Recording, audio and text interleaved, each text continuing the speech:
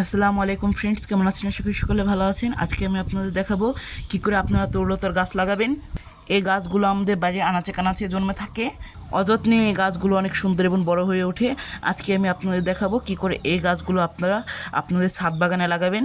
প্রথমেই আমাদের প্রয়োজন হবে টবের। আমি এখানে টব হিসাবে নিয়েছি 2 লিটারের একটা বোতল।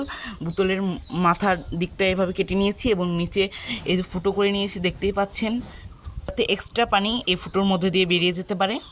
এরপর আমাদের প্রয়োজন হবে মাটির। আমি এখানে সাধারণ মাটি ব্যবহার করছি। এখানে আমি টবটিকে ভর্তি করে মাটি দিয়ে দিচ্ছি। এই টবটার মধ্যে এবার আমি লাগিয়ে নিচ্ছি।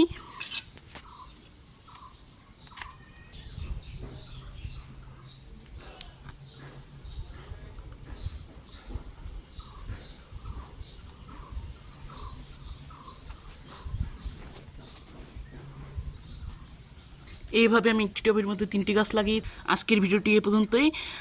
সকলে ভালো থাকবেন। আল্লাহ হাফিজ।